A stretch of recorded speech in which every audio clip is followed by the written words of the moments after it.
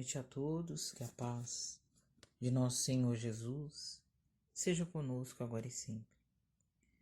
Meu nome é Carmen Sueli, eu frequento a Associação Espírita Allan Kardec de São Mateus, mas sempre que possível, com a permissão de Deus e o convite amigo dos irmãos, nós estamos na casa Joana de Ângeles e com alegria que nós nos reunimos nesse instante para estarmos estudando o Evangelho segundo o Espiritismo e buscando entendimento, equilíbrio e paz para todos nós. O nosso tema da noite é do capítulo 5 do Evangelho, Bem-aventurados os aflitos. O item é sobre perda de pessoas amadas e mortes prematuras. É o item 21. Mas antes de iniciarmos, vamos elevando o nosso pensamento a Deus, a Jesus, e cumprimentando carinhosamente a espiritualidade amiga que conosco, nesses instantes, participam carinhosamente, envolvendo-nos nas suas vibrações de amor e de paz, e que possamos todos juntos nos beneficiar dos ensinos do Evangelho, que traga serenidade, equilíbrio e paz ao nosso coração e pensamento. E assim dizemos: Pai nosso que estais nos céus, santificado seja o vosso santo nome. Venha a nós o vosso reino e seja feita a vossa vontade, na terra como já é feita nos céus. O pão nosso de cada dia, dai-nos, Senhor, agora e sempre. Perdoa-nos as dívidas, assim como perdoamos aqueles que nos têm ofendido, e não nos deixe entregue às tentações, e livra-nos de todo o mal, e fortaleça-nos, Senhor, sempre para o bem.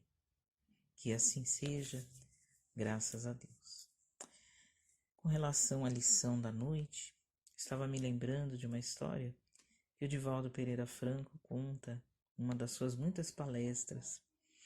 E ele nos diz que um homem, um senhor muito rico, ia fazer uma viagem. E antes de fazer esta viagem, ele chamou a esposa e entregou a ela todos os bens que ele possuía, que a família possuía. Entregou a ela os papéis referentes às propriedades, entregou a ela o saldo de dinheiro que eles tinham guardado, entregou a ela a questão dos funcionários, dos servos, enfim, tudo aquilo que era os seus bens materiais, que constituíam o seu patrimônio, ele entregou para a esposa para que ela, na sua ausência, cuidasse de tudo. Mas uma última recomendação que ele deu a ela, antes de ir embora, foi a seguinte: se acaso os filhos, que eram os seus bens mais preciosos, corressem perigo, que ela vendesse tudo, desse tudo, para que os filhos permanecessem em segurança. E a mulher acatou as orientações do esposo, que saiu e foi empreender a sua viagem. Depois de um tempo, ele retorna ao lar, feliz pelas conquistas novas, mas ansioso para rever a sua família. E a primeira pessoa que ele encontra é sua esposa. Ele estranha porque os filhos não estão ali para recebê-los, os jovens. E a esposa começa a conversar, recepciona-o e começam a conversar. E ele pergunta dos filhos. E ela diz: primeiro, acomode-se. Você chegou cansado, tome um banho, vou ajeitar a sua alimentação e depois nós conversamos. Logo os filhos virão, também para falar com você. E assim o homem fez. Se refrescou, se ajeitou e pôs-se à sala de jantar a conversar com a esposa. E mais uma vez ele pergunta dos filhos. E ela diz: antes que eles venham, eu preciso te dar conta de tudo aquilo que você deixou sobre a minha responsabilidade. Então aqui estão. estão os documentos das propriedades, aqui está o dinheiro, que nós conseguimos mais um pouco, aqui está sobre os empregados, os servos, alguns outros vieram trabalhar conosco, então tudo aqui está. Depois você verifique com calma, observe. Mas eu tenho uma questão que me atormenta, disse a esposa. Eu tenho uma pessoa passou aqui, um senhor, e ele me deixou sob os cuidados, porque ele estava com medo de levar 2 joias. E eu fiquei penalizada com a situação dele, e peguei essas joias e guardei. Só que cada vez que eu olho para elas, eu fico assim extasiada com a beleza e com o brilho dessas 2 joias. Então eu estou pensando em ficar com elas para mim. Mas, antes disso, eu queria saber o que você pensa. E o marido, tomado de horror, porque a mulher estava falando de ficar com algo que não lhe pertencia, que não era seu, e ele imediatamente disse: Não, você tem que devolver, não lhe pertence. Você, embora nós possamos talvez comprar algo parecido, mas essas joias não nos pertencem. Quando ele, o dono, retornar, devolva para ele. E a mulher abaixa a cabeça e diz: Então eu fiz bem. Eu devolvi as joias, eu já as devolvi. Essas joias eram os nossos filhos. Numa tarde, houve um acidente e um foi ajudar o outro e ambos perderam a vida. E esse dono das joias era Deus. E ele apareceu e levou-me as joias. Eu gritei, eu berrei, eu briguei, mas não teve jeito. Ele me disse: As joias me pertencem. Eu te emprestei para que tomasses conta dela. Enquanto elas estiveram com você, você pôde usufruir do seu brilho, da sua alegria, do sorriso. Mas agora eu quero no meu reino joias que também me alegrem, que também me façam feliz. Então, por isso que eu as vim buscar. Então, estou levando-as.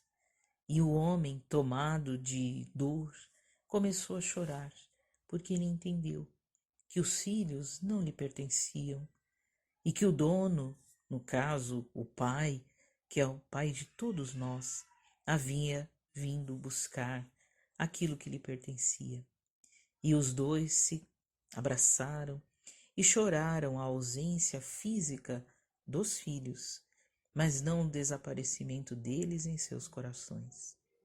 Então, o evangelho de hoje, perda de pessoas amadas e mortes prematuras, chama a nossa atenção sobre isso. Aquilo que a doutrina espírita traz de maneira tão consoladora, que a morte, ela não é o fim. No passado, talvez em outros tempos, quando não tínhamos o conhecimento que a doutrina espírita nos traz, este reconforto, essa consolação, de saber que a morte é um estágio para uma abertura para uma vida espiritual que aguarda todos nós. Nós temos uma certeza, que é nascer, viver e morrer, mas nós ainda, por conta do nosso, talvez de uma certa incredulidade que toma conta da nossa vida, do nosso pensamento, nós temos dificuldades para nos desligar, para nos separar. E ainda para nós é motivo de muito sofrimento a separação física, a separação material. Mas o Espiritismo nos ajuda a entender que esta separação, ela não é definitiva.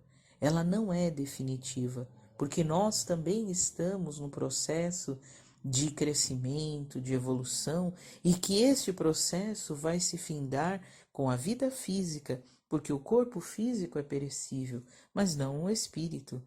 Nós, espíritos, estamos vivendo um processo, uma jornada de evolução, de crescimento. Então, quando se dá a morte prematura, conforme nos diz o Evangelho, o ensinamento dado pelo Espírito Sansão, é que quando esses espíritos que para nós desencarnam de maneira prematura, na verdade são companheiros que já afindaram ali aquilo que se propuseram e dentro da sua necessidade evolutiva, dentro da sua necessidade, né, de crescimento, eles já fizeram aquele período, eles já cumpriram aquele período de tempo que tinham que estar na matéria física. E nós temos que continuar, talvez um tempo maior, para também dar conta daquilo que nos propusemos no mundo espiritual. Mas o consolo é sempre saber que estes companheiros, que estes entes queridos não se apartaram de nós, não se separam nunca de nós, porque embora o seu corpo físico já não seja mais visível aos nossos olhos materiais, mas a percepção de que eles continuam vivos é sempre muito intensa e muito forte. Então isto traz para nós um alento. E isso traz para nós uma força para que nós continuemos a nossa jornada ainda aqui na Terra. Quando nos revoltamos, quando blasfemamos contra Deus, estamos deixando que o orgulho tome conta de nós. Porque uma das manifestações do orgulho é uma revolta diante daquilo que nós não podemos mudar. Os desígnios de Deus são sábios. Quando existe a necessidade de que um espírito saia da vida física para aquilo que nós chamamos de uma idade curta, um período de tempo curto, até no início da lição do Evangelho, ele lembra isso, que muitas vezes nós dizemos assim: Deus morreu um jovem ao invés de um que tenha mais idade. Por que Deus levou o jovem ao invés de levar aquele que está mais velho? Por que é que acontece isso, né? Então nós acabamos ficando revoltados por conta de coisas que fogem ao nosso entendimento, foge à nossa percepção, foge à nossa compreensão da necessidade daquele espírito que nós não sabemos qual é. Nós não sabemos, não é, qual a necessidade e aquilo que ele já conquistou, que muitas vezes traz a ele até o merecimento, como diz no ensino do Evangelho, de não estar mais no mundo ou passando tantas dificuldades se ele já conseguiu alçar um voo maior. Joana de Ângeles, no livro Lampadário Espírita, ditado de Joana de Ângeles, ditado ao médium Divaldo Franco, na lição número 12, ela chama, que se intitula Imortalidade, Joana de Ângeles vai falando sobre isso, sobre essa questão da morte, sobre a questão da desencarnação. E ela está lembrando para nós que a desencarnação, mais uma vez, não é o fim. Quando acontece a morte física, ela é a transformação nossa, a abertura de uma porta para uma vida muito mais vibrante, muito mais estuante do que aquilo que nós entendemos dentro da nossa limitação que o corpo físico e que a matéria propõe para nós. Então, neste instante, os espíritos amigos, Joana de Ângeles traz para nós o consolo de nós nos lembrarmos de que esses companheiros que retornaram à vida espiritual continuam vivos. Alguns já conseguem compreender melhor a sua condição de espírito. Outros ainda passam uma certa dificuldade, porque muitas vezes a sua mente, o seu coração, os seus pensamentos não se ativeram a esses assuntos enquanto estavam encarnados. Então, quando passam para o mundo espiritual, ficam um certo tempo perdidos. E nós podemos cooperar, não é, de maneira positiva, orando, vibrando por eles, agindo no bem, em nome daquele bem que eles não tiveram condições de, na reencarnação, realizar. E nós podemos estender este bem em seus nomes para que eles tenham ali o reconforto, a inspiração, a esperança, o impulso de que, mesmo não podendo fazer fisicamente naquele instante aquilo que eles talvez tenham se comprometido e não tenham conseguido realizar, mas que eles tenham a esperança no futuro que aguarda a todos nós, né? Para que eles também tenham a mesma oportunidade. Terão, se não tiveram, não conseguiram por N motivos, hoje conseguirão amanhã. Então, nesse instante, o ensinamento, né, que Joana de Ângeles traz nessa lição sobre a imortalidade é que a gente não nos lembremos somente no instante em que se consagrou, não é, o dia dos finados, mas todos os momentos que o nosso coração e o nosso pensamento se recordar daquele que partiu, para dar-lhes forças através das nossas preces, dar a eles talvez o auxílio do nosso exemplo que busca ser o melhor possível para ajudá-los também na sua jornada no mundo espiritual. Então, aqueles que retornaram, não é, pelo fenômeno da morte, que amanhã também aguarda todos nós, aguarda a nós também, que nós não nos esqueçamos de homenageá-los, de envolvê-los em vibrações e pensamentos. Se ainda estamos, não é, assim, num processo de negação, de revolta, que não permitamos que isso tome conta do nosso pensamento, que à medida do possível nós tenhamos o alento de saber que amanhã nos reencontraremos. Essa é a certeza maior. E que se nós tivermos condições de já iniciar esse processo para o futuro, muito melhor para nós e para o nosso ente querido. E outra coisa que nos chama muito a atenção, a doutrina espírita, é a questão dos sonhos. Muitos instantes nós temos, não é, o que o sonho, ele liberta o espírito a nós, que no caso nós, almas encarnadas, para que nós possamos estar em contato com os espíritos. E não é raras vezes que estamos em contato com aqueles entes queridos que já nos antecederam de retorno ao mundo espiritual. E através dos sonhos, nós podemos, né, nos recordar, quando retornamos à lucidez, nos recordar desses encontros, desses momentos breves que Deus permite para que nós possamos ter forças, né? Para que nós possamos ter esperança, não desdenhar a oportunidade que nós continuamos a ter na vida, que nós saibamos, né, ter e aproveitar esses momentos. Eu me recordo agora de um capítulo do livro Mensageiros. Eu não vou lembrar o capítulo, mas é uma passagem, quem tiver a oportunidade, leia o livro todo, né? Mas é uma passagem muito bonita, onde André Luiz está numa colônia, né?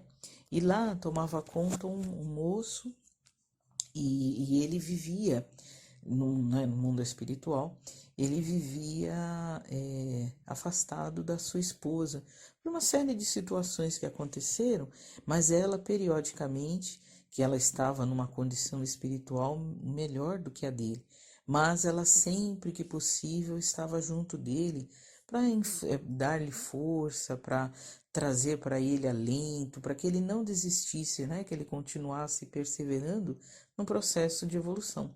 E ele atendia, né, ali naquela colônia, ele era o responsável por aquele grupo e muitos companheiros, né, desencarnavam e estavam ali.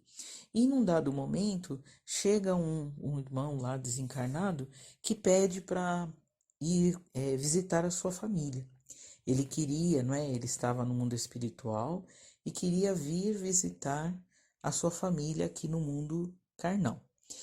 E quando ele estava pedindo essa opinião e uma certa autorização daquele companheiro que era o responsável por aquele local. E num dado momento, o amigo escuta o que ele pede, mas atenta a ele o seguinte, que quando aquele companheiro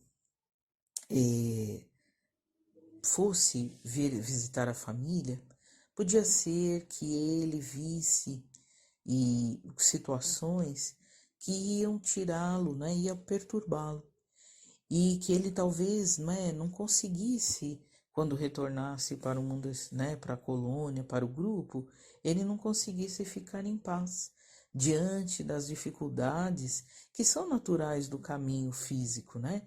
Nós estamos aqui no mundo material e temos as dificuldades, temos às vezes do emprego, às vezes da saúde, às vezes nós temos, né, as dificuldades psicológicas, espirituais, e os companheiros que nos antecederam, os nossos entes queridos, acompanham isso. E muitas vezes sofrem, muitas vezes tentam intervir, não é, da sua maneira para nos ajudar. E às vezes a gente também pede ajuda a eles, que nem sempre têm condição de fazer isso para nós. E é o que aconteceu, o que podia acontecer com aquele companheiro lá. Então, esse amigo lá da colônia, André Luiz vai descrevendo, ele alerta o amigo para o seguinte, que até aquele momento, né, quer dizer, um pouco antes dele desencarnar, o caminho dele, a estrada dele junto com a família era uma. Mas pela necessidade dele retornar ao mundo espiritual, os caminhos se dividiram. Embora eles continuassem ligados pelo coração, pelo sentimento, mas cada um naquele instante tinha que trilhar caminhos diferentes. E eu, quando li aquela passagem, me tocou profundamente, porque um pouco depois o meu pai desencarnou também, né? E eu fiquei pensando nessa passagem, que os nossos caminhos, eles iam numa direção, mas por uma necessidade, ele precisou voltar para o mundo espiritual, e nós precisamos caminhar aqui ainda, não é? Até quando Deus nos permita, até quando for a nossa necessidade. Então, por isso que os caminhos, eles, na verdade, eles se separam, mas os nossos sentimentos sempre estão ligados. Então, por isso que a doutrina espírita, nesta questão, é extremamente consoladora, porque ela nos lembra de que a morte não separa os amores, não separa os corações. Então elas nos separam fisicamente, mas mesmo fisicamente nós temos a porta, não é, dos instantes em que o espírito, que o corpo repousa e o espírito se liberta. Por alguns momentos pode estar em contato com outros. Então, são essas portas que Deus oferece até para que nós tenhamos força, não é? Porque nesses breves encontros nós temos oportunidade de aurir entendimento, conselhos bons para ir à frente e não desistir. Então o caminho nosso vai até um determinado ponto. Daquele ponto em diante, um precisa seguir numa direção e o outro precisa seguir em outra direção. Mas isso não quer dizer que nós estamos sozinhos, que as direções nunca vão se encontrar. Muito pelo contrário, elas vão se encontrar lá na frente, não é? E que nós possamos ter sempre coisas boas, positivas para levar conosco, para que esse reencontro seja realmente um reencontro onde nós possamos nos alegrar pelas conquistas que tivemos, principalmente na parte moral. Que nós possamos ter a alegria de dizer que conseguimos vencer, né, com aquilo que aquele companheiro deixou para nós, com aquilo que ele ensinou para nós, com aquilo que ele pôde exemplificar para nós de bom e que serviu como bússola, como direcionamento para a nossa vida. Irmãos, que Jesus, na sua infinita bondade, nos abençoe, nos dê a sua paz e que nesses instantes nós possamos nos recolher em prece, felizes e por breves momentos envolver em paz a nossa humanidade, em luz aos dirigentes e governantes dos países, das cidades, que nós possamos nesta hora envolver aqueles que sofrem mais do que nós, quer encarnados, quer desencarnados, envolver os nossos lares, as nossas famílias, envolver aqueles entes queridos que já deixaram o corpo físico e que seguem no mundo espiritual.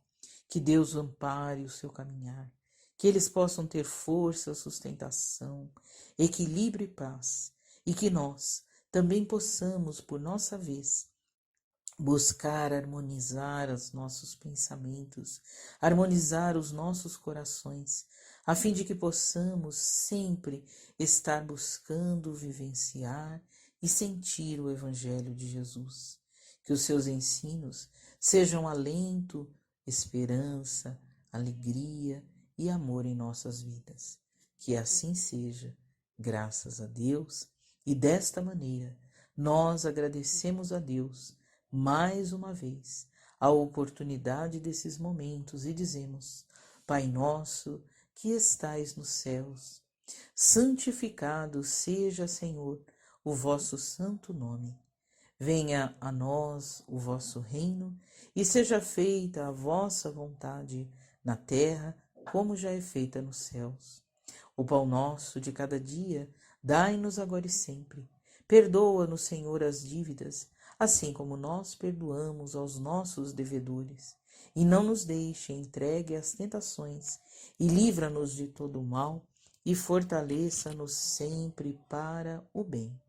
Que assim seja, graças a Deus, e muita paz a todos nós.